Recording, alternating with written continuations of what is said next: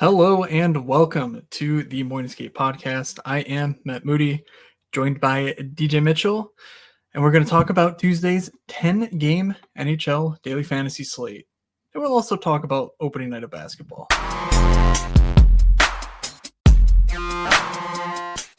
You're saying they're looking like an idiot. Well, is that any different than normal? This is the first time I will admit was unbelievably wrong. Yes, that is right, DJ. We come to you live on a Monday evening. Some might say the greatest sports night of the year.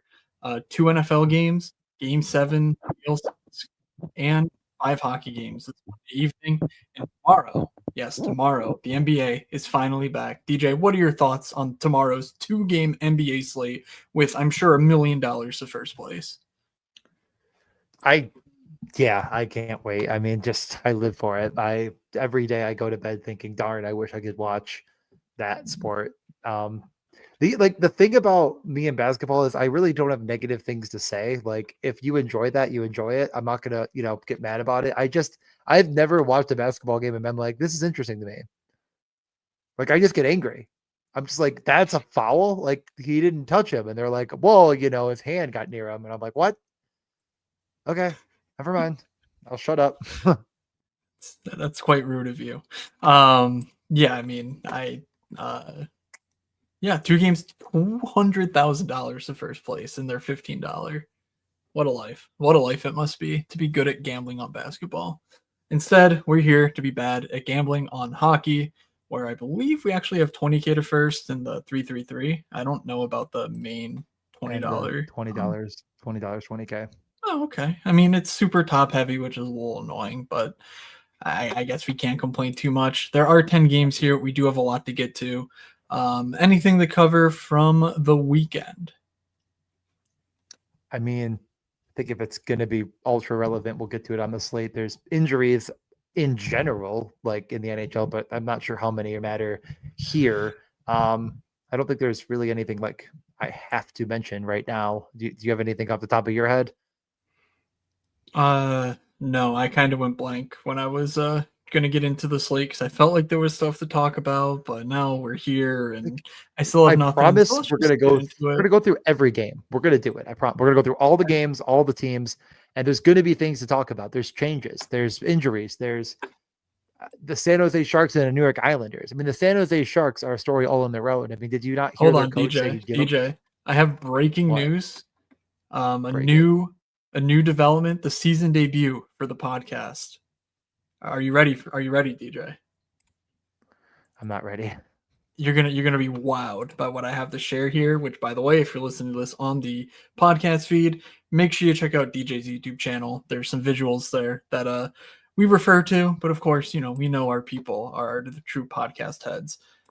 The Rainbow Sheet is back in our lives on this fine Tuesday slate. I went through and updated some stuff. Nothing new versus last year, but just to get it into usable form. And obviously, every team has now played 5 games. I normally use 10 games for my trends, but the rainbow chart, if you're new here, takes into account, based on a natural stat trick, the expected goals trends, the Corsi for and against trends, and the actual goals trends, all at 5-on-5. And basically pits the two teams up against each other. So the matchup is, how have they done over the last 5 games versus how's the other team allowing over the last 5 games, and so on down the list here. So obviously, using the Islanders game, which is first, as the example, hey, guess what? The Sharks are really, really bad. No one is surprised by that, but it shows up here on the rainbow chart. So this will be present in the Discord and whatnot. Make sure you get in there. There'll be some other stuff as well that gets posted. None of this is updated. It's all from last year still. The puck luck projection, the Occupy Fantasy Index, some of the ownership stuff. All that's, again, not updated, so don't use that right now. But also on the right will be the updated player lists with their respective salaries and expected fantasy point numbers. So yeah, it's a good day to be in the Discord. You'll see this sometime between about 5 o'clock and Slate Lock at 7 o'clock Eastern. And yeah, nothing too surprising, I would say, in the sheet. Maybe it's a bit surprising that Boston looks pretty terrible. But they've gotten, I guess, decent goaltending to cover up some of their flaws. That's what I was gonna say. But Yeah. yeah, so anyway, we can refer to this from time to time. I'm not putting too much stock in it at the moment. Again, it's just 5 games. I'm not giving up on my preseason takes versus a handful of games here. But I know some people like it, and it's a nice, all-in-one visual to have as well. So we can get into things though with San Jose at the Islanders to lead things off. Yeah, I mean the San Jose Sharks. It's been a very rough start to the season after really maybe the best 2 periods they played all year were game one. The third period against Vegas, it fell off. I mean, I would say it fell off the tracks into the ocean and somehow went directly into Mariana's Trench in overtime. And since then, it just hasn't come back. I mean, have you watched the Sharks? It is a fun time, but it's also incredibly frustrating because they just continuously roll out lines that are nonsensical. They finally are seemingly going to give us a top line, top power play that's worthy of consideration versus an Islanders team that frankly has been exciting. Like I've said it for years, a couple of years in a row now that that this is not your father's Islanders, if you will. Like this is not the same Islanders team that everyone clowns on, saying they don't play any tempo. There's no fun. There's no this. There's no that. Well, welcome Matthew Schaefer into the NHL. Welcome Bo Horvat, your second in the NHL in individual expected goals per game. He's been really quite awesome this year with 6 points in 5 games. Barzell's looked good. Like it's a good Islanders team. I think the tempo is going to be high here. So we start off with a game I'm really interested in. Could you convince yourself or me to take a look at the San Jose Sharks and consider them in daily fantasy sports? I mean, if you're going there, they actually have the top line that makes sense for once. Kurashev has been banished to the Shadow Realm, but 16.1K for Toffoli, Celebrini, and Will Smith, all power play one as well. So, I mean, if you're going to do it, that's the way obviously you would go. Dmitry Orlov is cheap, 3,400 as their power play one defenseman with John Klingberg out again. I just don't think I'm getting there. The San Jose team is so putrid. I feel like I had something else to add. And also for the narrative bros, Askarov starts against Sorokin, and Askarov and Sorokin are both Russian. So Askarov picked who he would have as his Olympic goalie. I didn't actually click the article to find out, but I'm guessing he said Sorokin over Shesterkin, and it was a huge stir.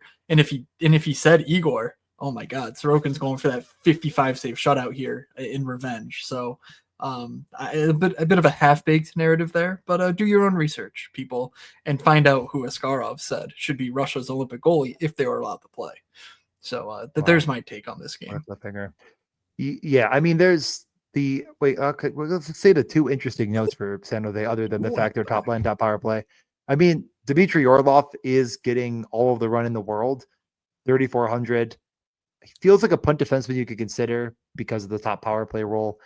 I mean, is there another guy like a Michael Meeser, anyone you want to be early on, or is it just no, probably don't play it like you said? Again, it's just such a bad environment that Sam Dickinson, I don't think it's a bad minimum. Like, is it a bad environment because they're bad or because the game is bad? Like, I feel like it's no, because San Jose is a bad team. No, because San Jose's horrendous. They have a 40% Corsi 4, I believe, or Corsi 4 percentage, I believe. Yeah, 40%. So they're getting absolutely dummied, the worst in the league. The Islanders are a much better team. Okay, fair. I think it's fine. I just, there's Sharks fans out there, and we're just going to sit here and belittle them. Look, people can play the San Jose Sharks. I will not be one of them. I said exactly what you're doing if you're playing the San Jose Sharks here. I'm not chasing Michael Misa and Adam Gaudette as they play 11 minutes, and there's just no point. So, on the Islanders side, we don't really have much to note. It's now official that Matthew Schaefer is running their power play one. The beat writer said basically put it with authority that he will be power play one until told otherwise. So none of this in-game shit, flip-flopping to worry about. But he's up at 5,300, so it's not as clean of a of a play as it otherwise would be for a burgeoning prospect type guy. Druin and Horvat are relatively expensive in my opinion, almost 12K for the pairing with Heineman, offering some value at 3,200. He looks good, but second power play, not as involved as Horvat, obviously. Duclair, Barzell, Palmieri, gonna run 15K. My problem is that these two lines are just going to be piled on. I mean, the field knows that San Jose is a bunch of, leaping donkeys. And I mean, this team sucks. Like, the coach is threatening his own children in San Jose. Like, it's just real tough scenes all around. Kinda. No, nothing. No, I laughed. I said he kind of is.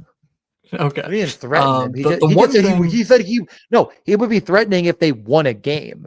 They have to win a game for it to be threatened. Like, I would give up a child for a win. You got to win. True. Those children are safe in his own home, I should say. They're very safe right now. He's a very protective father. Yeah, the one very important note, I think, is the status of Alexander Romanov. If Adam Boqvist plays, I mean, that's just a pairing that's pretty disastrous. Stylistically, I mean, I like both players, but those two players should not be on a single NHL D pair.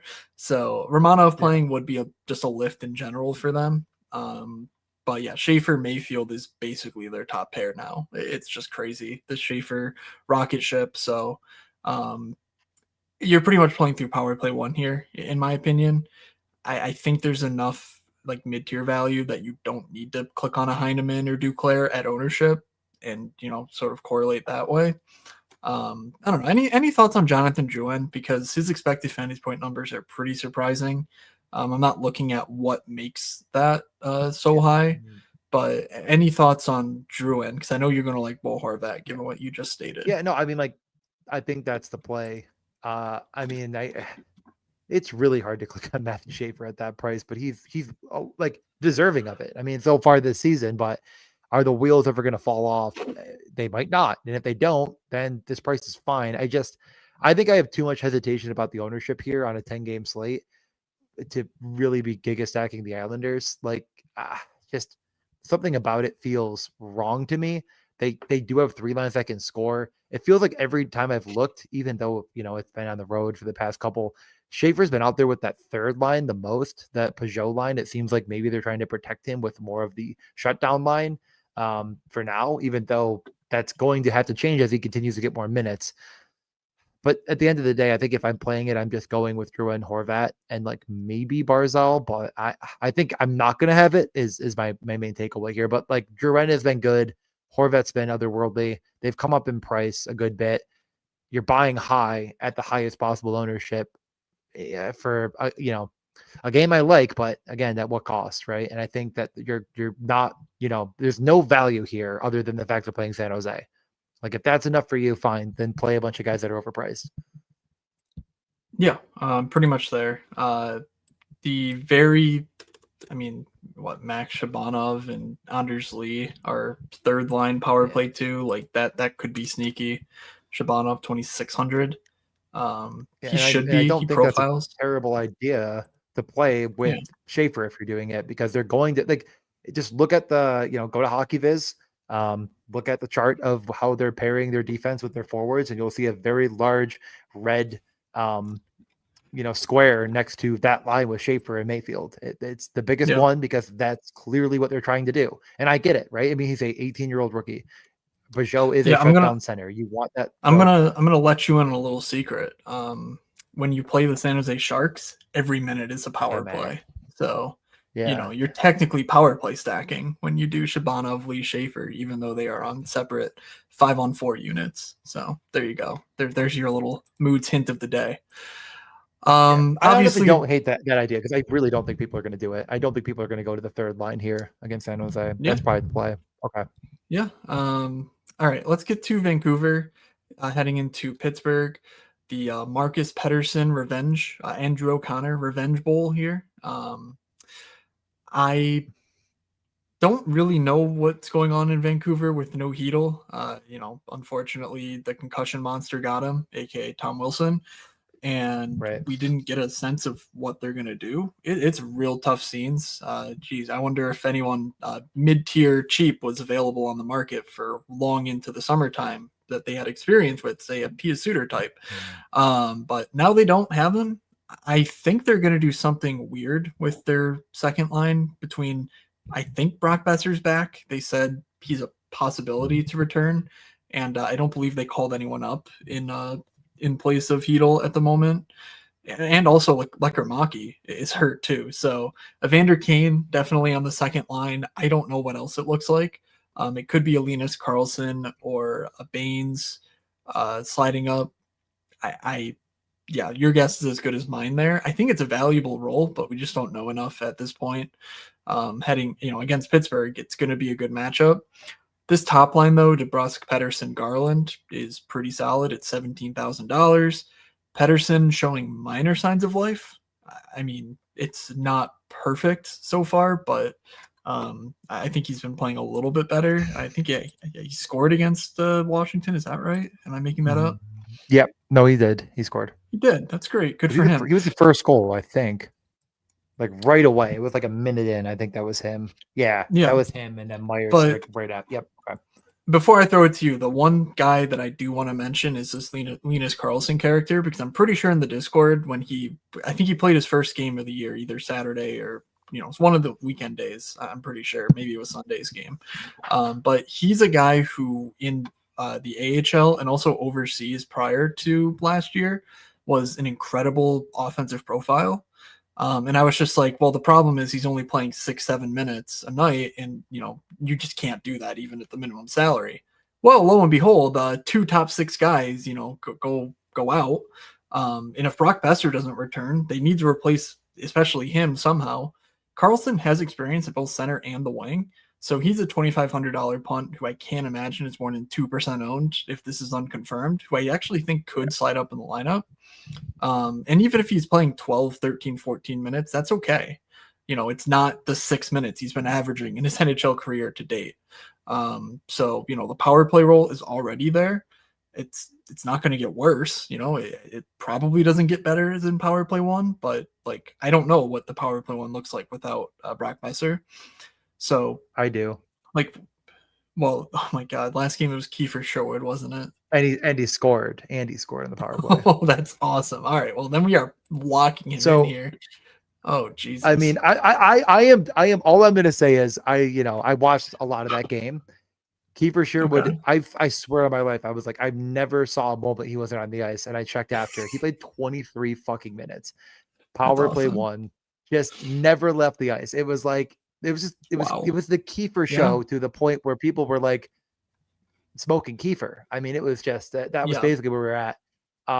Lekker also got hurt in this game. I believe you have him out. Doesn't sound like he's gonna have it is dire straits, and it's to the point where Kiefer Sherwood played 23 minutes, and that like on the surface sounds horrendous, but like, who are you putting in? I mean, we're like, what about Linus Karlsson? Like, this is a guy. It's like, I guess he's a guy, right? But like, that's not good. That's not a good sign.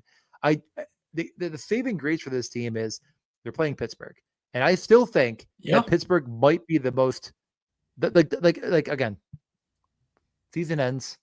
They might be the worst defensive team other than San Jose at the end of the year. Like, we get to the finish line. Totally. And you're going to get a ton of guys that are going to get a ton of minutes.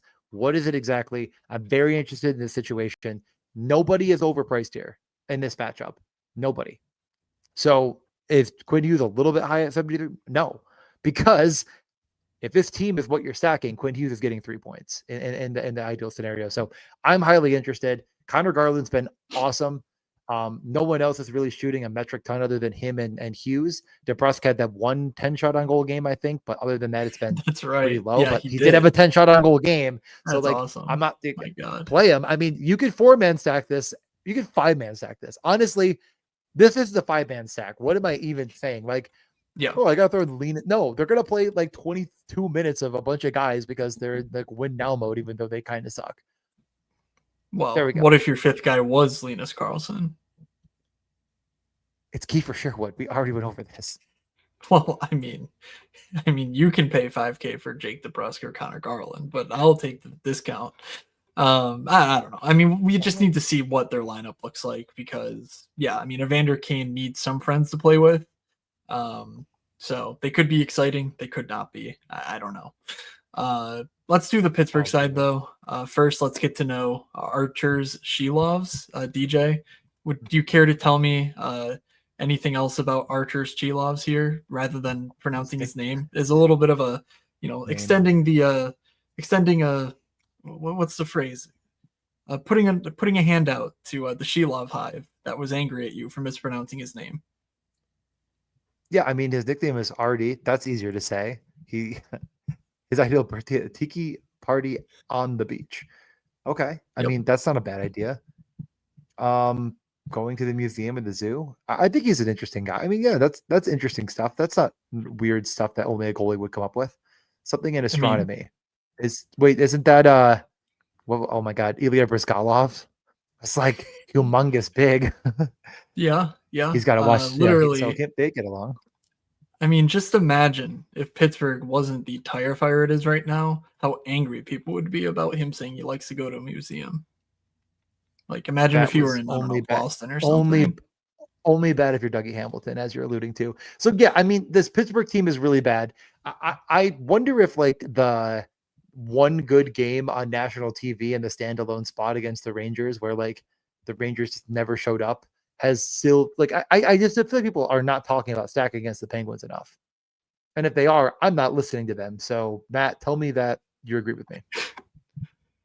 Yeah, I mean, certainly defensively they're bad. I mean, Chris Letang is like one of the league's worst players right now, just like statistically speaking. He's been awful. I don't like, they keep changing up their D pairs. I don't know. They don't have a shutdown line, so it doesn't really matter to me. No. But like Russ, Crosby, Raquel is fine, but we have a long history of them being not good defensively together. And it's only going to get worse as their D situation deteriorates. So, but their prices are also fair. I mean, $18K for that top line.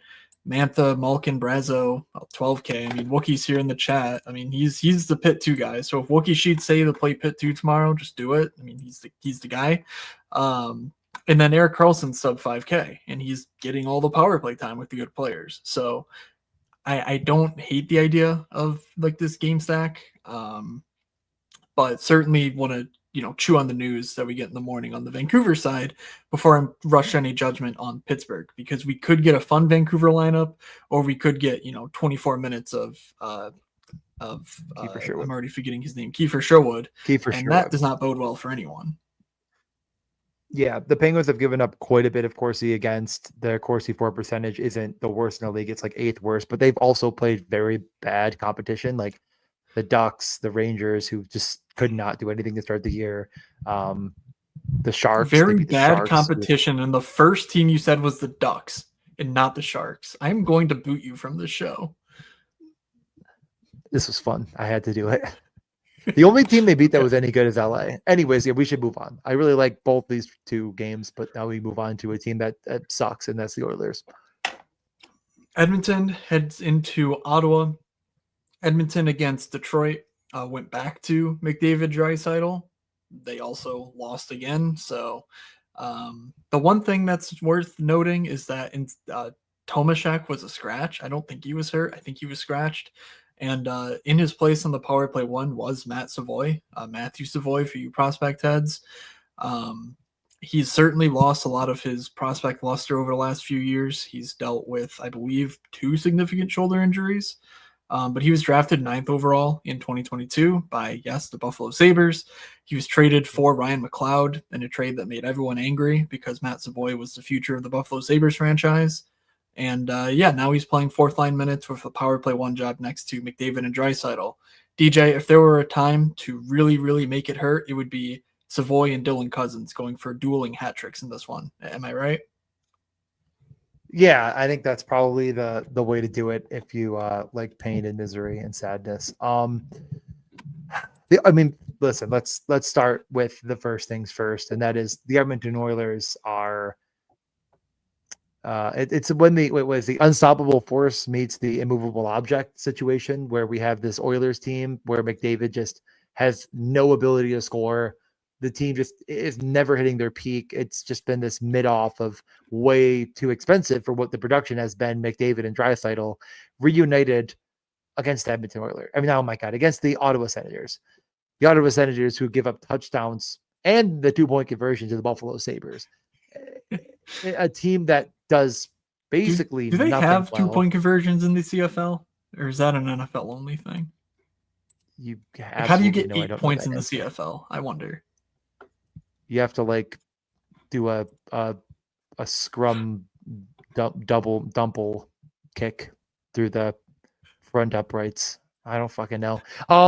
This is such an interesting spot, because the Giga Chalk is going to be the Islanders, but you got to think a good number of people are going to say they're due here. Nobody is shooting a ton. Nothing really jumps off the page as this is clearly worth the spot. There's no value other than, like, I guess if you squint hard enough at Mangiapane, or if you're a believer in Matt Savoy, to pair with it. But like, come hell or high water, people are playing McDry. So I can't talk you off of it because of how bad Ottawa is. But man, like, I don't want to click it. Yeah, Ottawa's also loading up here. We'll get to them in a second, but like, they're gonna go dueling stars on stars, I think, which is always an interesting recipe. I'm more interested in Edmonton if they change Mangiapane off that top line. I mean, it doesn't matter. Like, again, like, all this is like entirely on the fringes of relevance. But like, if Savoy were there, for example, like, that would be a bit more fun. Obviously, Mangiapane's been priced up to 4,300, and everyone else is basically sub 3K. So that would be interesting. But also in Edmonton's favor is the return of Jake Wallman. He should be back on the lineup. He's 4,300 if you really want to try to get ahead of that price. I'm guessing he'll be a 5K player sooner than later. But, you know, big slate, there's not a ton of value there, but he was obviously tremendous for them, and in San Jose too. But just a block shot machine who also gets some fringe power play time and shoots.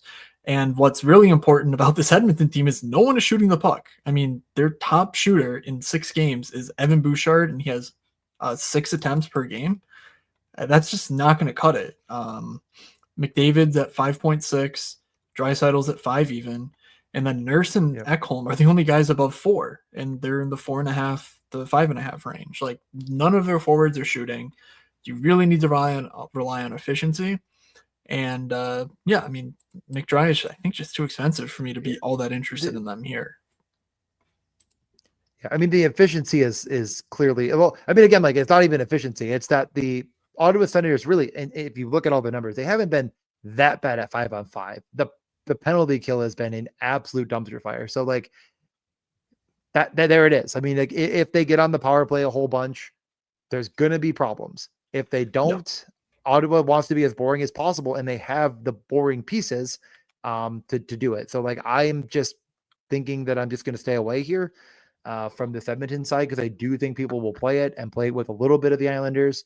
And I'm not interested. But like, this is but I do think Ottawa is going to be a very, very boring team to track. So okay, pretty much right there with you. If you play Edmonton, though, I would play Evan Bouchard. People just don't click him enough, and if they hit, which they haven't hit yet, but if they do, I think Bouchard's going to ceiling big time for you. And even though he's expensive, I think you just figure it out. High danger Corsi against per 60. Ottawa is 3rd worst, as in they've given up the 3rd most at 5-on-5. I want you to guess their high danger Corsi per 60. Where they rank? High danger Corsi against per 60. Are they 20? It's like, well, are they 5th best? Like, yeah, no, it's like, I thought it was higher actually. It's like 9th or 10th best. But it just, and like in Corsi, you know, against per 60 and stuff, like, they are 3rd best in Corsi again. So they're not giving up a ton of volume. It's marginally more dangerous. And then you get to the penalty kill, and it's just everything possible in the front of the net. Terrible. So I think it's just, again, like you're really betting on that ultra efficiency to come through, and I just don't want to play that way. Okay. And speaking of, like I was saying, the top lines facing off, I guess I don't know that that's the case because Drew, Pinto, Amadio could be a shutdown pair or, a shutdown line. I don't know. I would need to look into how they've used Pinto at home this season so far. But with Stützle and Cousins being their number 1 and number 2 centers, I'm guessing that's what they're preparing for. So that line, 16.7K for Stützle, Cousins, Batherson. If you told me this a month ago that this would be the case, I'm pretty sure I'm shoving all my chips into the center on it. So I'm really curious to see what ownership looks like here because Tim Stützle has been better than certainly better than I would have imagined. Again, wondering where this production is coming from, whether it's through a rejuvenated shot rate or something else. Just clicking on it, he's at 6.8 per game. So yeah, the attempts are there for him in a way that they really haven't been in years past. I think he was below 1 last year in terms of index to the league average. So that's a breath of fresh air. And then Cousins, Batherson, we know they are good together, and they were good together with David Perron for large stretches of last year in their first couple of games this year. So Tim Stützle is a massive upgrade for them, and the price doesn't reflect it. So I'm, again, very interested in what ownership looks like here. If they're sub, 7-8%, I'm very, very interested. As it creeps above, I think 12 or so is where I start to lose that interest. So any other guys you'd play here on this roster? I gotta say Jake Sanderson is in consideration if you're going all the way here on that 3-man stack. I mean, he's the highest, tied technically with Brady, who's of course out long term with 7 shot attempts per game.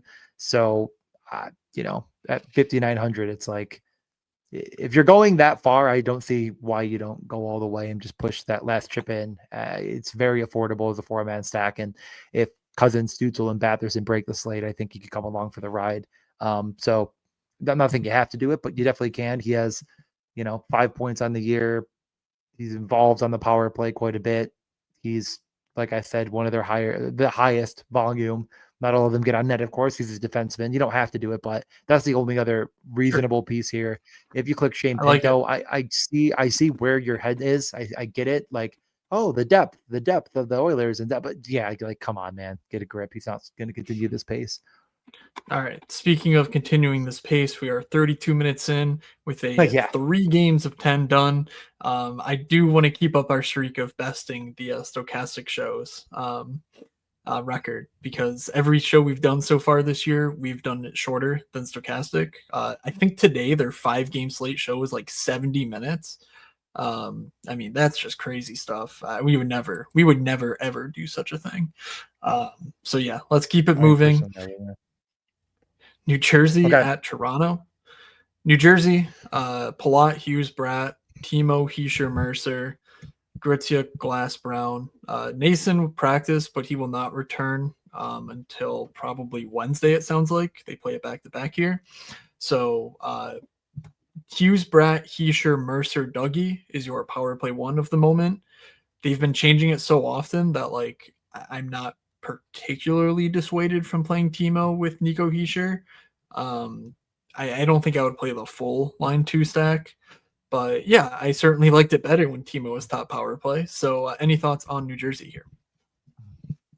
It's an interesting, I think that the Toronto situation has been like, it feels worse than it is. Like the narrative sort of out there where players are starting to call each other out. Stolarz was obviously pissed about getting run over or whatever it was. And I still think it's a really good Toronto team that I don't particularly want to target here on this slate. It's also a bit just not crispy and neat and getting expensive. Like, these prices have only gone up for New Jersey. So I think it's not one of my favorite stacks. I definitely get why you do it. Like, Jack Hughes and Timo have been awesome. Dougie Hamilton's been really, really good, but you're really paying quite a premium on this slate. And I think there's spots I want to target more, but I think I'm going to stick to my priors and say, Toronto's a lot better defensively than people want to give them credit for. And I'm not going to even say that that's been completely proven correct. They've been good, but not fantastic, not world beating. But I like to think that they're going to get better as the year goes on. Yeah, I am. I think I'm there pretty much with you. If anything, I'm considering Jack Hughes, Jesper Bratt. I think getting them for roughly the same price as Timo and Heischer is a good bet. But yeah, not interested in Palat or not interested in Luke Hughes or whatever. So Toronto side, we got new lines today: Nyes, Matthews, Domi, Michelli, Tavares, Nylander, Joshua, Waugh, McMahon, Robertson, Lorentz, Yarncrow. Power play, of course, remains the same with Riley atop. But yeah, Max Domi in place of Easton Cowan, basically getting back to the top line there. He's 3,500. Does that make the top line of Toronto interesting to you at 17.7K? We know Domi, what he is as a DFS player. So any interest there? No, I don't think I'm going to do it. I guess there's interest. I do think this has sort of been the what should have been done a long time ago. Like, why hasn't this happened until now situation? Because everyone loved this line in the playoffs. But I also feel like I really respect this Devils team quite a bit. And I don't think I'm going to pay through the nose for Toronto in this spot. But I don't think I like it more, especially playing Austin Matthews at low ownership. Like, it feels like there's almost no way it doesn't come in. Like this time, I'm actually going to be right. And Austin Matthews being a little bit lower owned than that might meet the eye. Like, he's 9K. He's more expensive than McDavid. They're clearly in a better spot, and people are definitely stacking the Islanders. Like, you can't really afford Matthews and others. I think I'm making it an absolute must to play Morgan Riley if I'm playing Matthews. Other than that, I could probably take it or leave it. I get that Matthew Nyes is a guy that has 8 points very quietly. But I'm not making that like the biggest priority in the world on this slate. I think it's like, Matthews is sort of can drive an entire lineup in this situation. But yeah, I like it more, but I don't know if I'm going all the way here. Okay. Yeah, Michelli, Tavares, Nylander is interesting because Michelli is really doing full-on Michelli things by just refusing to shoot the puck. And what's nice about him, I mean, his early returns in Toronto are not bad. It's not like he's been a black hole offensively. And in fact, like every time you pretty much replace him with a different player, like they get slightly better offensively.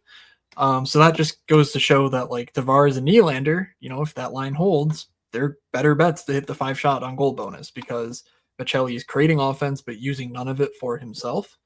So Tavares Nylander is going to cost you 13.7K, 14.2K for Matthews and Nyes, and I'm guessing that's triple the ownership. It's not going to be considerable given the matchup, but I don't think it'll be nothing.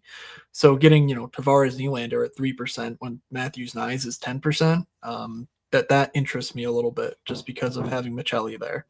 He's like Max Domi on steroids, I think, as far as boosting the line he's playing on's DFS viability. And also second your thoughts on Morgan Riley just being very solid. I think we were onto something early in this off season when we talked about him, and I don't think he's done anything to do anything but prove us right here. So Seattle at Washington, Seattle on a back-to-back. That game is still going. Or nope, they just finished. They lost 5-2. Yeah, 5-2. So I wonder if all the Hockey Viz charts are ready for us. Well, actually, let's talk about Washington first, and I will take a look at the Seattle stuff because Washington went to Ryan Leonard on the top power play. I'm not sure what they're going to roll out as far as lines. So, DJ, any interest in Washington here taking on Seattle? Yeah, I know that was. I do think there will be changes. There was a lot of tomfoolery amidst here, and a team that got, I mean, frankly, basing it all, it's hard to read too much from the numbers. Like I said, Pettersson scored immediately, but this is what they finished with. I mean, Leonard's been shooting quite a bit. I is definitely of note here on this slate because 30 good for a power play one guy that if they're trailing or not, I mean, I think could have 5-shot upside every single night. One of the guys that I'm not putting him at Cutter Gauthier levels, but not too far off as far as a prospect coming out of the same college? ? Exclamation point. right? Yes, I think that's right. Yes. No, I I'll think that's wrong, just, actually. Boston College. Did Cutter not go to Boston College? Why am I losing my mind? Where Did he? Did he? Are you? I gotta Maybe look I'm it wrong. up now. Yeah, I think I don't know. Whatever. One of the Bostons. It's fine. They're both really good. You're right. Okay. Yeah, I definitely think it's a good play at 3,600. It could be a one-off, et cetera, et cetera. Chikrin Yeah, he did, also by at the way. 5,800. Okay, yeah, I was Both gonna say BC I'm definitely boys. right on this. Both BC boys. That's what we like to see. Back on track. Jacob Chikrin, 8 shutout per game. He's a guy that even on the second power, you could stack either, you could say, well, who cares, right? I'll play him with McMichael. I can play him with Alexi Protas. Who really gives a care? I can play him with whoever. Are you prioritizing him the way I would in this, if I'm playing Washington? Yeah, Seattle is the walking wounded right now. Apparently, Jared Yeah, McCann, back-to-back. I don't think he plays Tuesday, but no Montour. I want every piece of Washington I can, I think, at these prices.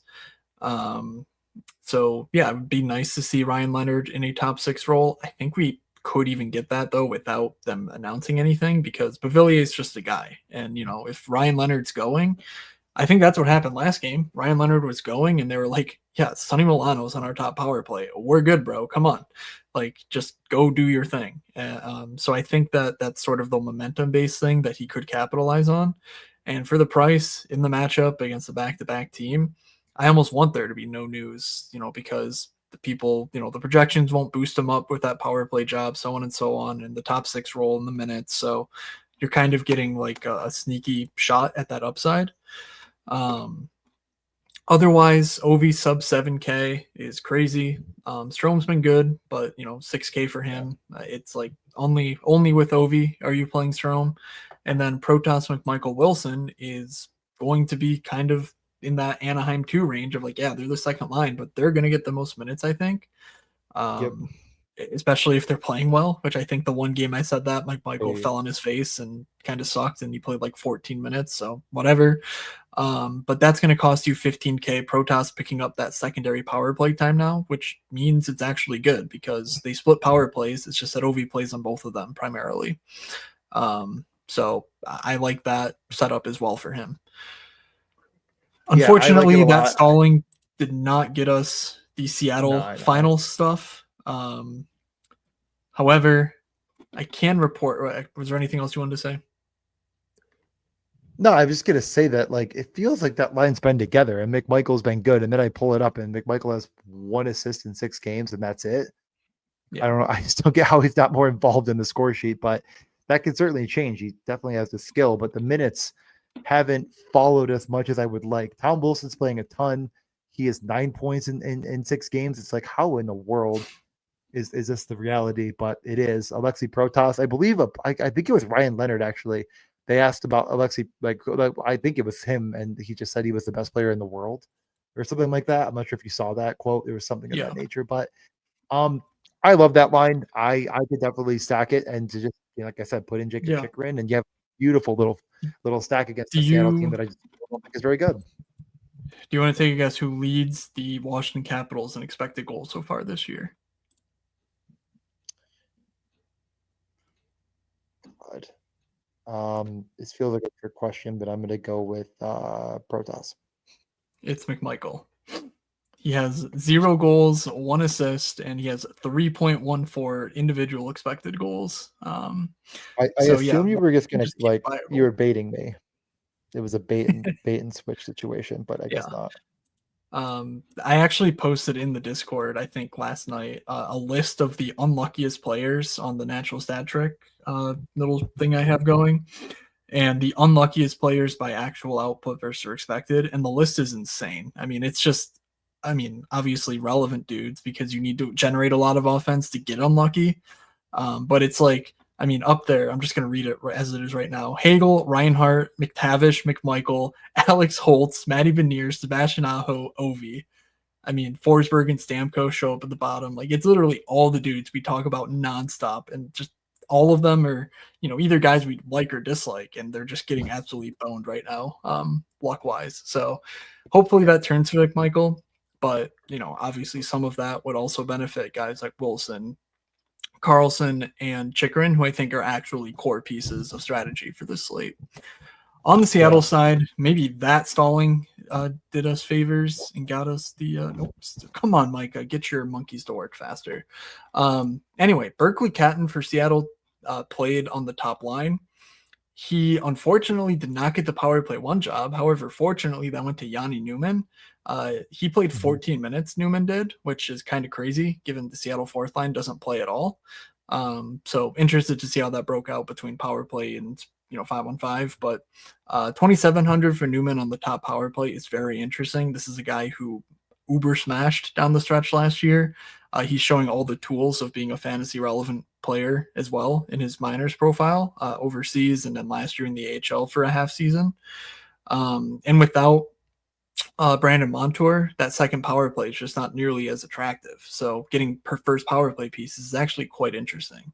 Can I interest you in Matty Beniers and Jordan Eberle? They've basically been their two most reliable generators, while Shane Wright's running a bit hot and Chandler Stevenson's running white hot. So any quick thoughts on Seattle? Based on the shift chart, it looks like they switched to Tolvanen, Stevenson, Catton in the third. We'll see if that sticks. And then Schwartz, Eberle, Beniers. Wright stuck with Marchment and Winterton.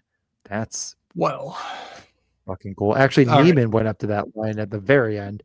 So there's nonsense afoot always. I think Winterton got hurt because he just didn't play again, it looks like, after the 50-minute mark. I think he just sucks.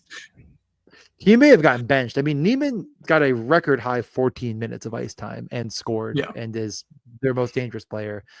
Shocking that a team that sucks does. It's actually been the history of the Seattle Kraken is, who is our best goal scorer? Let's not play them. Dylan Sprong. Do not play that man. Put him on the bench. He has 25 goals. Are you saying that because it's right or because you're making fun of me? Because I'm making fun of you. He's not in the NHL. Okay. You still managed to keep your streak going this year. So it's not Daniel? No, you said Dylan. Did I? No, I said Daniel. You said I'm going to listen back to that. Now I'm listening back. Everything in my head said Daniel. And if I said Dylan, then that's really unbelievable, because I was thinking not to fuck it up. So I really awesome. I'm going to give it to you because I'll listen back and then I'll be like, well, I'm a fucking asshole.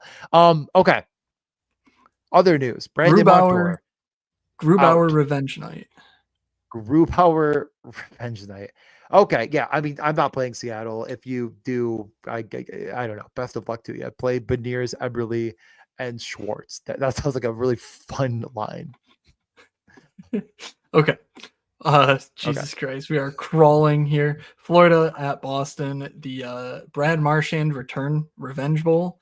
I have the lineup as they practice today, including power plays. So all of this is brand new. DJ, give me your instant reaction if you hadn't seen this already. No, I did. Did make me very happy. I mean, it's Brad Marchand night. He's the cover boy for a reason. He is going to giga jam everything down Boston's throat. The reality of the situation is that Boston is very bad. They're getting bailed up by goaltending. They've had a tough schedule, so I guess you could also say that that's a thing. And when they found a way to get the lead, their goalies have played well enough to keep it for long enough. And maybe it's not quite as bad as it looks, but the numbers really do not bode well. Corsi against for 60. They are just a hair better than San Jose. And that's not good. I'm not sure if we mentioned it. Not great. So I would like to stack against them. I would like to play Lindell Marchment, honestly, Marchand, not Marchment, Jesus Christ. Marchand, honestly, but I'm definitely going to put it with Sam Reinhart at 6,400 if I do it. Just no sense in not playing the legitimate best goal scorer on this team at that price if you're going to go that route. So they are of interest to me. I do not think many people are going to get there, even with the Marchand narrative. I really don't think that matters that much to most people playing daily fantasy. Yep. Yeah, I mean, this is the perfect spot for the Anton Lindell breakout, as far as getting points. When you look at their production on the year as a team, Lindell's actually second on the team in the output he's had, which is pretty nice because, obviously with Barkov out, he stepped up. He has 5 points in the 7 games, 16 shots and 6 blocks. And all that seems pretty sustainable. He's at nearly 5 attempts per game. Only Marchand has more actual fantasy points, and only Reinhardt has more shot attempts and expected fantasy points. So getting those 3 on the power play is very interesting. You get Mackie Semiskevich, who of course we like, and Seth Jones, who is oddly 4,600. Just getting cheaper and cheaper as the days go on. He's not doing a ton with the ice time, but he's getting a lot of ice time. He's also generating about 5 attempts a game, and he's about at a point every other game. So if you're talking, every other game he gets about 10 for Seth Jones with possible ceiling, I think that's an OKD option too. All the prices here make a lot of sense. The matchup's great. I can't say bad things about it, but I'm just not playing power play 2 guys because Verhaeghe Bennett have been bad, and I hope that they actually project well because of top line or whatever. That maybe keeps a bit of the interest away from the power play 1. I think this is given the matchup. Yeah, this is a perfect scenario where I think smart people are playing Florida, not at all because of the narrative, but because it's actually a very, very good spot considered the price and the matchup. So in lockstep there, don't think we need to go into any more detail. Keep it moving over to Boston, which I think we could probably sum up pretty quickly as like top line or bust. I don't know how much more to say there. I mean, McAvoy's played, I believe I checked it like random. No, I did. I know why I checked it now, but most hits in the NHL, timeline ice wise, and like they've played now the Rangers actually guys just took over, but 7 games. There's a number of teams that played 7 games at this point, and he had a decent lead over the next So I if you're playing Boston, he's out there all the fucking time. Yep. I'm not playing Boston, but certainly second that take. Keeping an eye on the status of Hampus Lindholm. If Lindholm's in, that just obviously makes the matchup worse for Florida. But with Boston or with Lindholm out, it's just defensive gong show. Pretty big status that I will be keeping an eye on for my Florida bags. But otherwise, not interested in Boston here. Columbus at Dallas. Columbus last game rolled out Voronkov, Monahan, Marchenko. This name always, I think, there we go. That line's going to be at 16.1K. All power play 1 correlated, as last game showed. Jenner, Fantilli, Johnson getting on the top power play with Zach Werenski, and then Olivier, Coyle, Sillinger, Chinikov, Lindstrom, and Aston Reese. So a top 6 that seems reasonable, a good power play. They're heading into Dallas. They lost Niels Lundqvist. They're getting blown up randomly by different teams. Is this a spot that you think Columbus could be a sneaky stack? I do, honestly. I mean, I think it could be sneaky because it's come down in price, but on the same token, I don't think it's going to make my top stacks, my top 4 or 5. The biggest issue with it is you just have to click Zach Werenski. I mean, there's no option that makes any sense to me. If you say you played Columbus and you didn't click on Zach Werenski, start over. You got to run it again. He is getting there if they get there. If this is the stack you needed on a 10-game slate, he's getting there. I mean, I just don't know how else to put it. Marchenko shooting a ton. Werenski's been awesome. That's where you go. But you know what, Matt? If you don't have it up, I want you to guess. Where does Zach Werenski rate as far as shot attempts per game? I know he's over 10 because I looked at it the other day. So it is over 10. That would make him he leads the league. 10.6 shot attempts per game, leads the league. You do it. The points haven't even followed as much as they should have here. If you believe this Dallas situation is for real and they're a mess defensively and they do have injuries and they are getting older, this is where you plant the flag. It's more interesting than meets the eye, but I don't think it's making it all the way for me. What are you gonna say? So he has 53 shot attempts, and he has 1 total expected goal on the nose, 1.0. I mean, that is the definition of a Corsi the Corsi guy, right? Yeah, What a just a king. chucking donkey chucker. There you go. That's the right Yeah, term. like he could easily double bonus and get 2 points. Yes. Like that's the thing. It's like it's right there for you. Like you're clicking the button. If you're playing Voronkov, Monahan, Marchenko, and you're like, I gotta find a way to get like fucking Bo Horvat and Matthew Schaefer in, and you're not clicking Werenski. Like, give your head a shake and try it again. Like you're playing Werenski with this.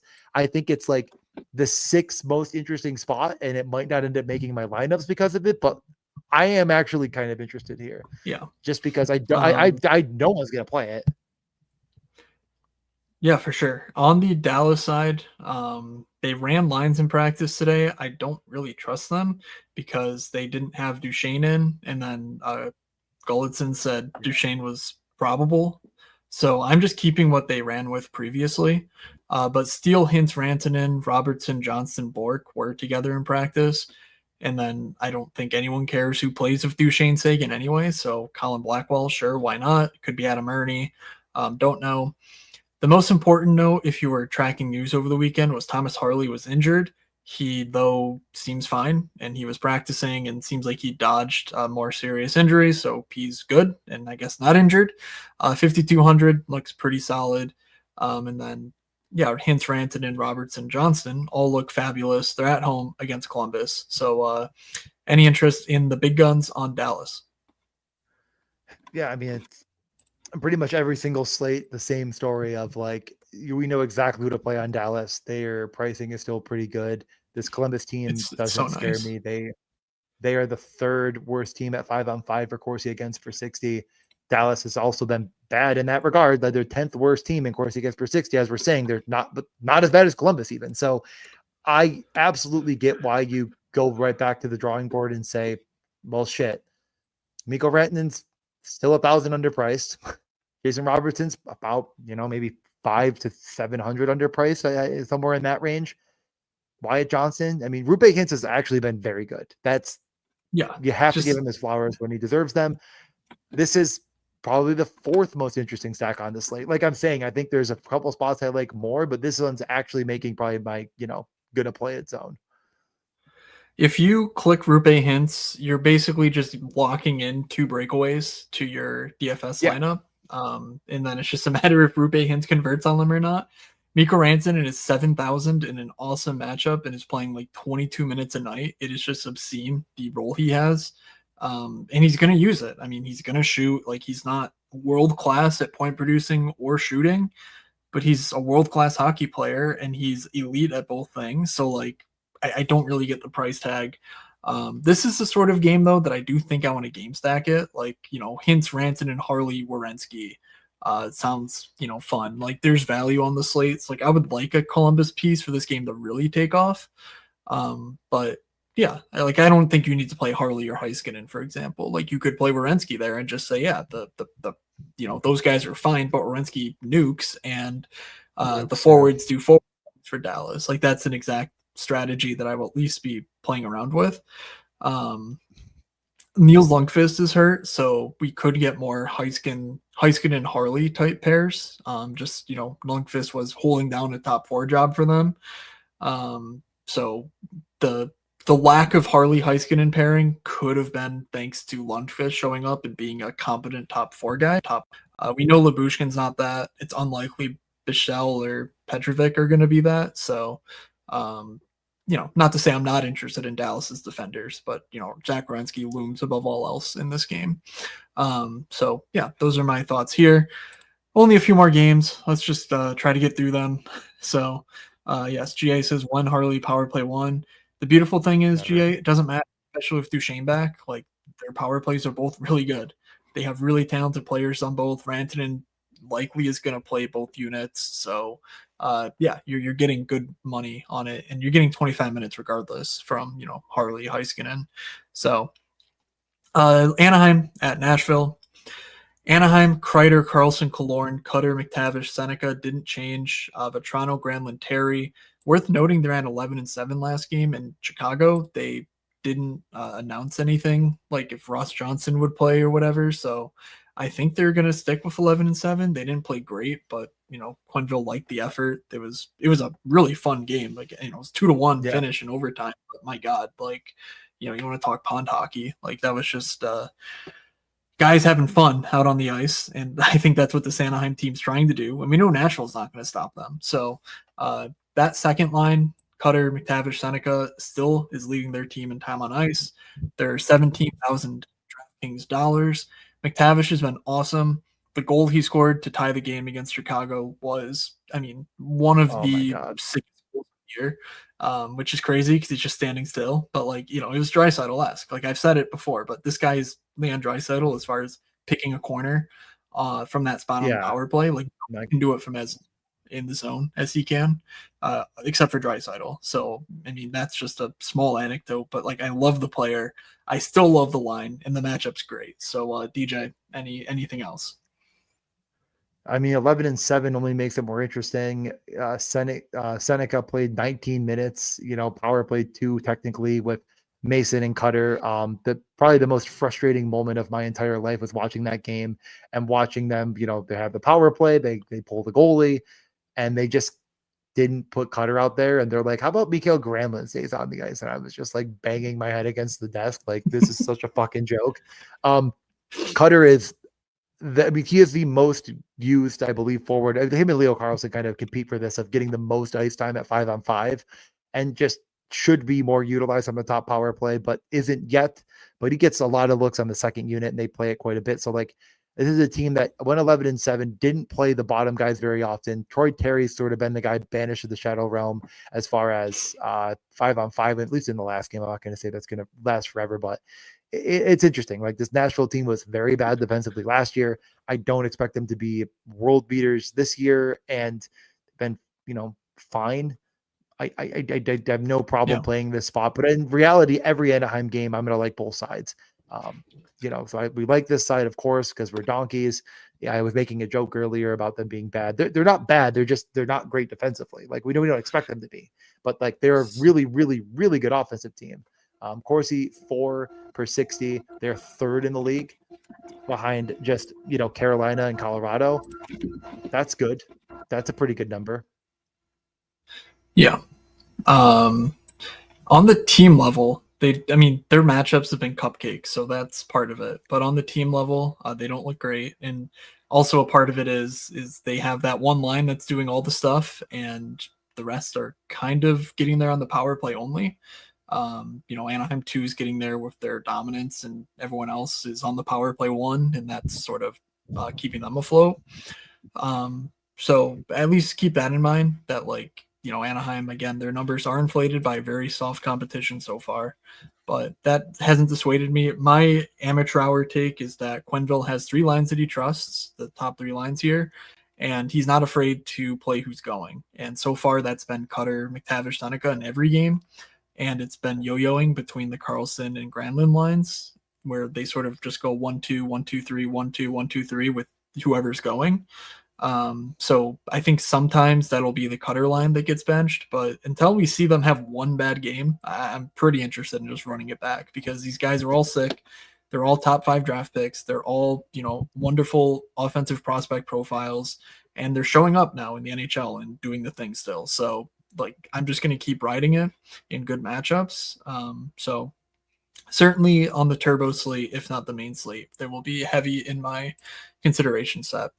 On the Nashville side, we actually got lines on a day before the game, which is crazy. So shout out to the beat writer who posted it.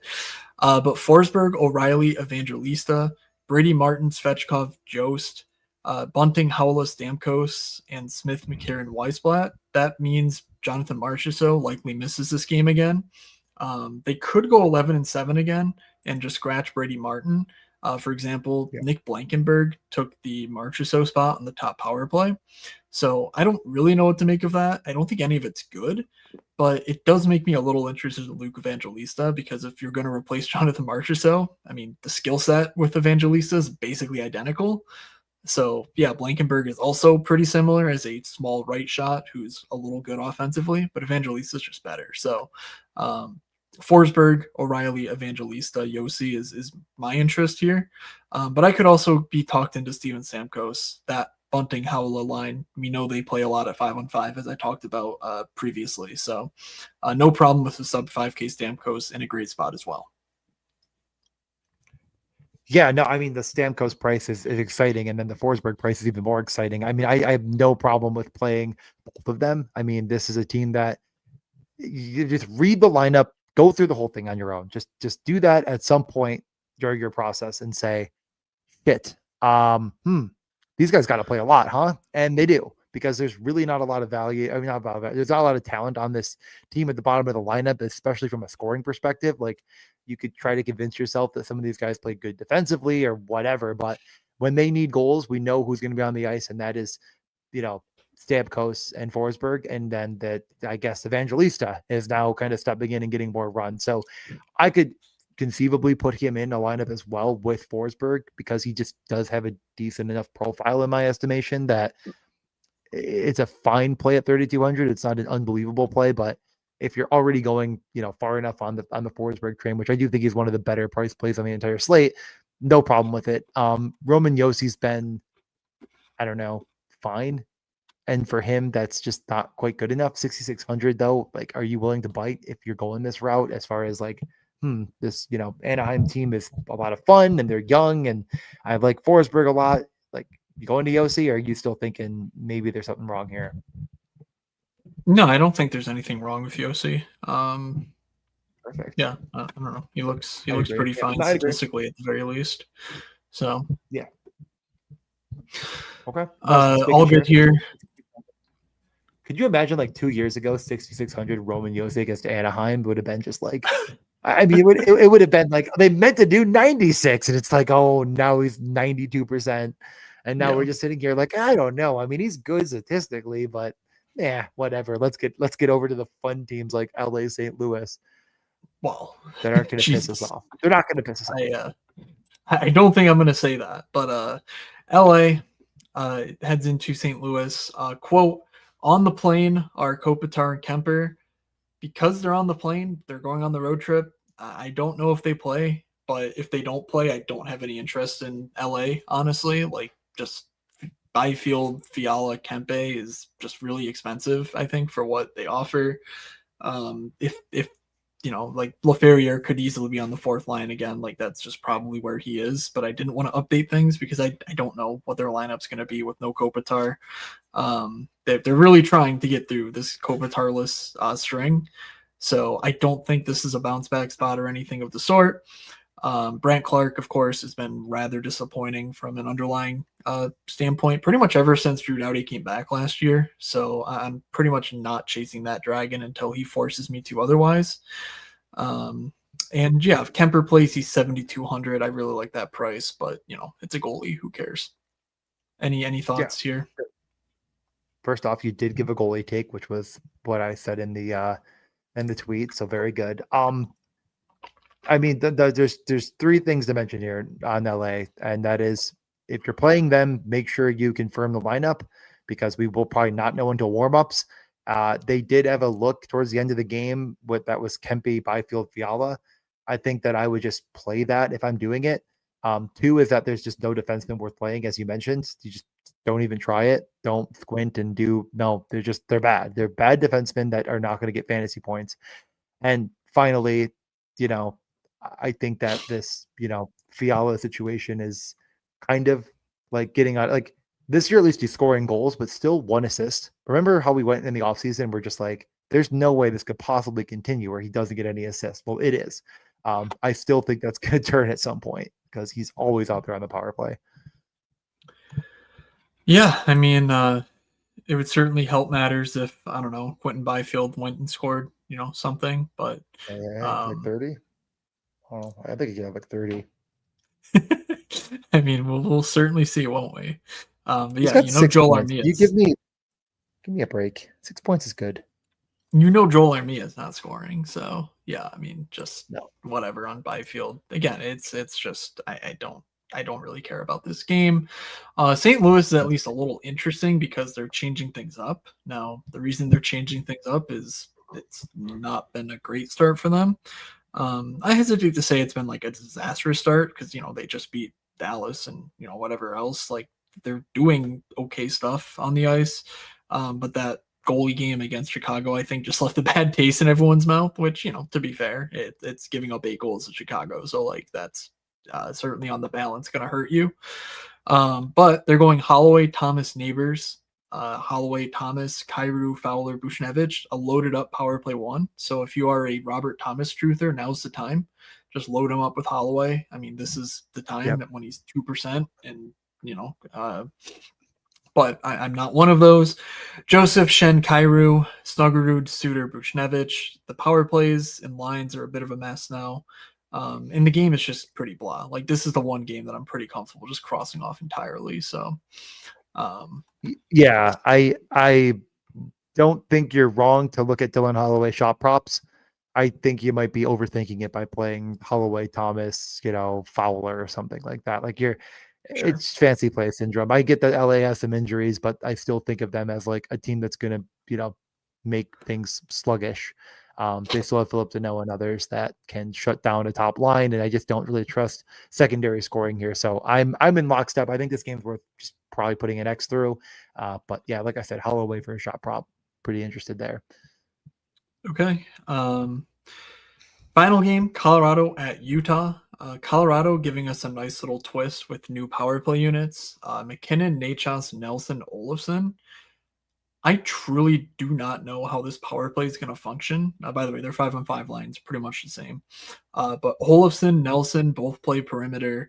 McKinnon, Nachos. I mean, we know they both sort of rotate that right or left side perimeter. So, like, I'm kind of baffled as to, like, I think Brock Nelson's going to be net front. Is it going to be like Nelson and Nachos down the middle with McKinnon and Olofsson on the flanks? Like, I think that's what it's going to look like.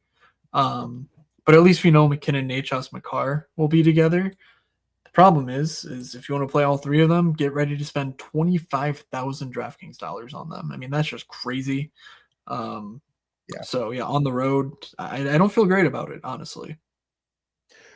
All right, yeah, let's go back to the numbers. I've been freaking donning numbers all day. I might as well finish us out. The lowest Corsi against per 60 at 5-on-5, the Utah Mammoth. Now, they're a 4-2 team.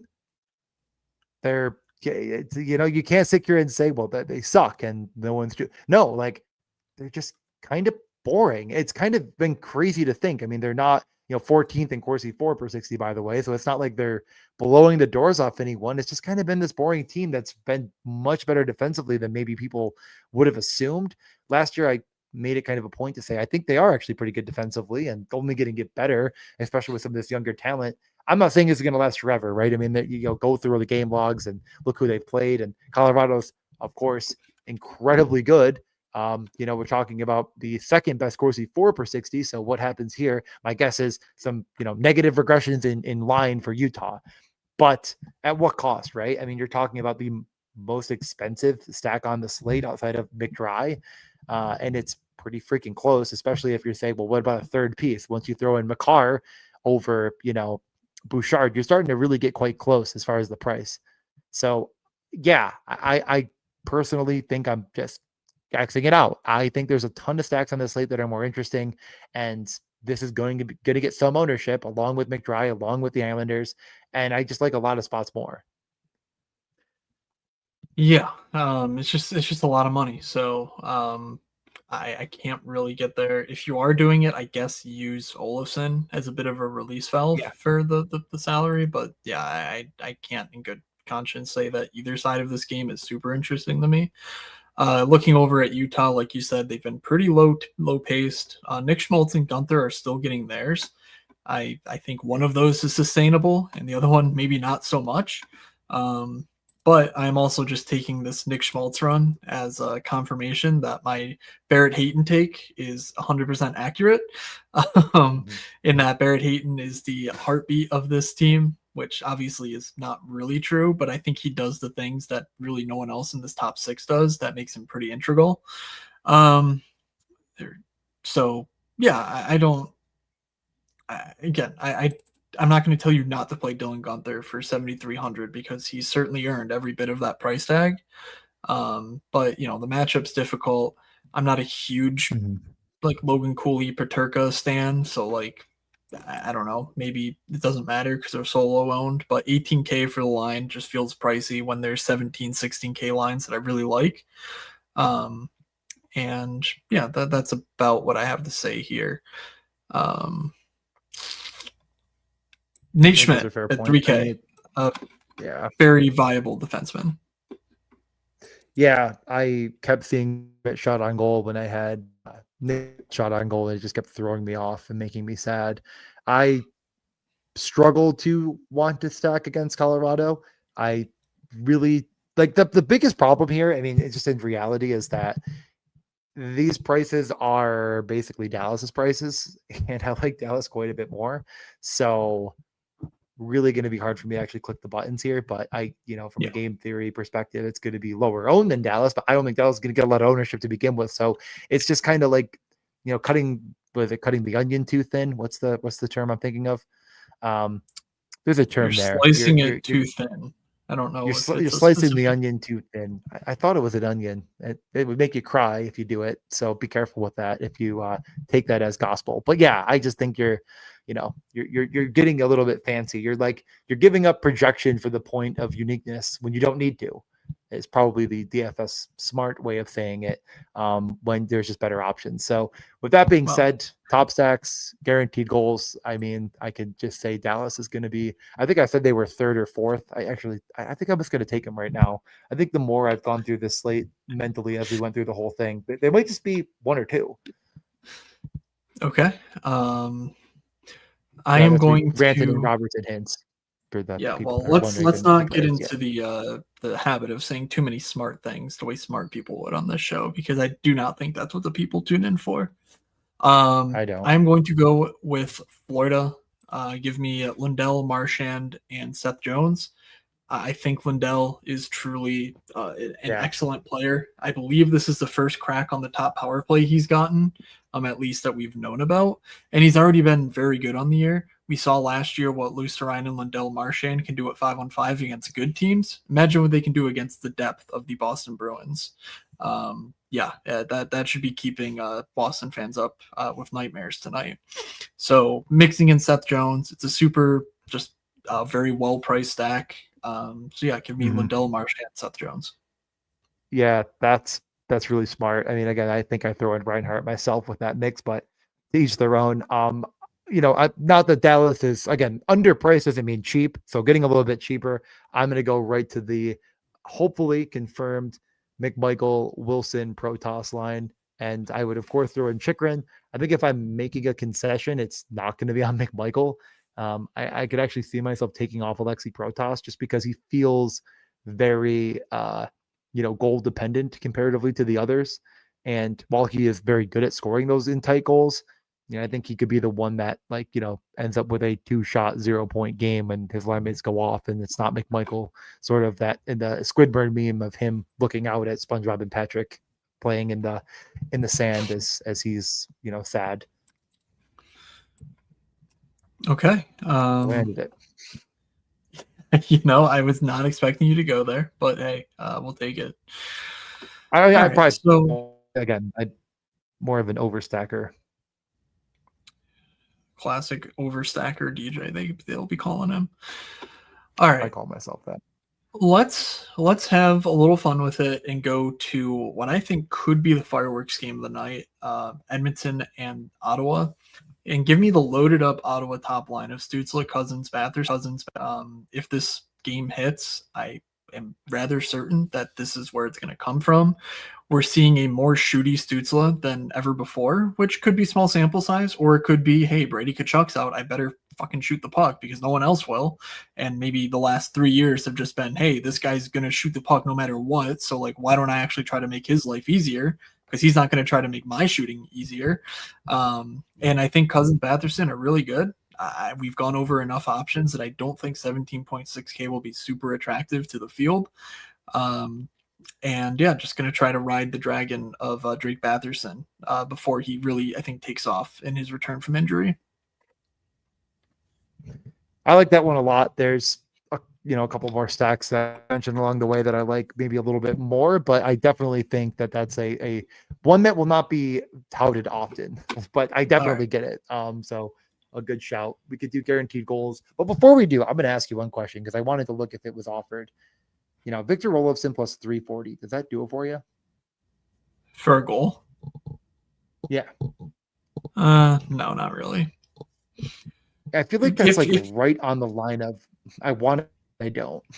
If like Nichushkin was on the top power play and I was sure that Olofsson was in the one-timer spot, I would be more interested in it. But like I truly don't know like what this power play setup's gonna look like.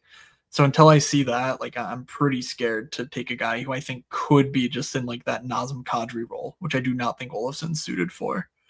In a way that like a Lehkonen or even Nelson would be.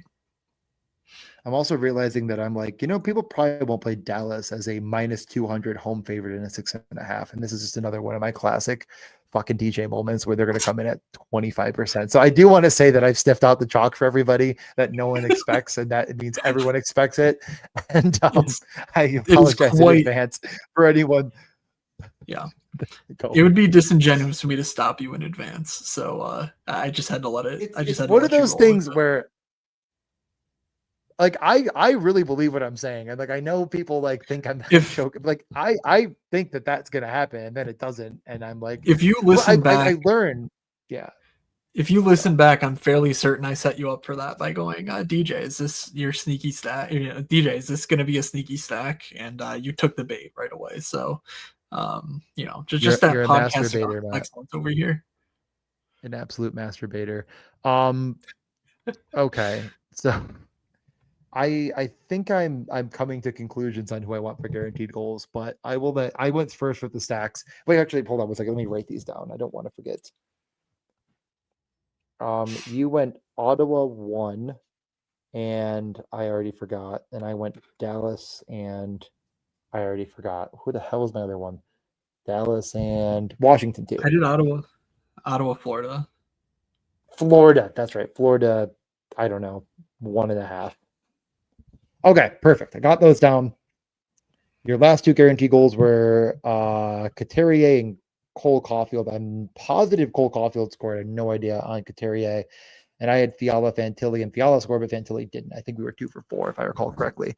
So, and that, if you straight bet them all, give me a good little clip there. That's really what I'm getting at. So, Matt, tonight we have to give more alpha.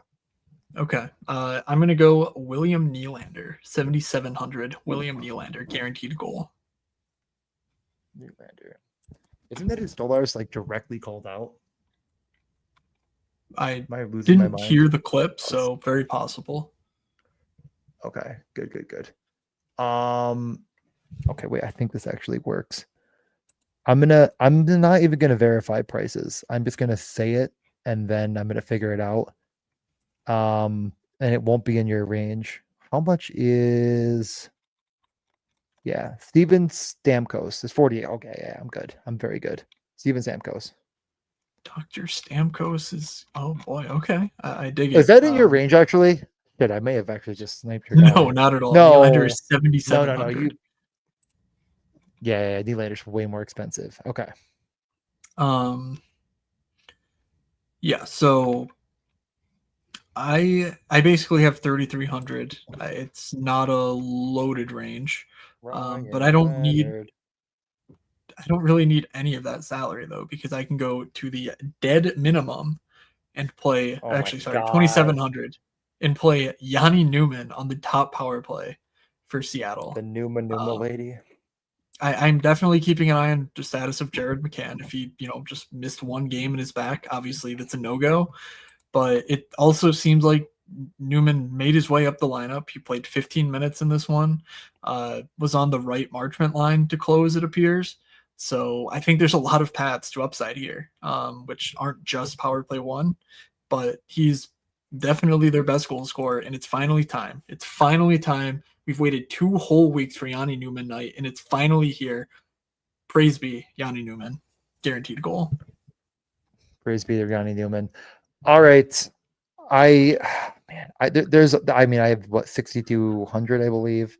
There's a lot of guys I like I just keep scrolling through and I keep saying this guy and this guy and this guy and this guy. But you know what the guy I'm picking here is going to be?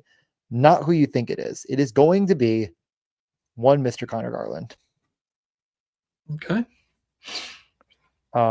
Save all that salary. Extra tilted when Kiefer Shortway to get the hat trick. That's exactly correct. So Nylander Newman, spelled Nyman for those at home that are trying to look him up and probably furiously not figuring it out, because I can't spell, so I assume no one can. Love myself some Connor Garland. He's been very, very good once he's got his promotion on the top line, top power play. So I think he continues that stretch, and he's going to see quite a bit of run. Yeah, no, this is good. I like this a lot. I really like that Vancouver top line. Guaranteed goals, Nylander, Newman, Stamkos, Garland. Florida 2, Ottawa 1 for DJ. No, I did that backwards. Florida 2, Ottawa 1 for Matt. Washington 2, Dallas 1 for DJ. 1 hour, 25 minutes, and 9 seconds. Matt, it is time to go watch the baseball game. George Springer just hit a 3-run home run in the bottom of the 7th to take the lead for Toronto. So looks like it's going to be a banger of a finish. Gotta go see Jack Eichel play. Gotta go see football on my screen here. It looks like Seattle is winning and it's going to win. It's a damn good day. And best of luck to you NBA folks. It's been nice having you. I'm sure you're not even listening to this because these 2 games on Tuesday are so goddamn exciting. You got to get that $200K top prize. But it's been a good run here in the NHL streets. So thanks for coming, and I hope you come back sooner rather than later. All right, that'll do it for us. Make sure you subscribe to my newsletter, moods.beehive.com. I plan to have a write-up for the upcoming Friday slate. We will obviously be back in your ears on Thursday for another Morning Skate podcast. And please subscribe to DJ's YouTube channel at NHL DJ on YouTube or on the podcast feed, depending on whichever one you're listening to this. Go do the other one and help us out. It means a lot. And that's it. From Doug, from DJ, from myself, have a good Tuesday, everybody, and we will see ya.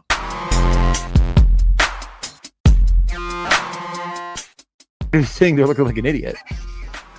Well, is that any different than normal? This is the first time I will admit was unbelievably wrong.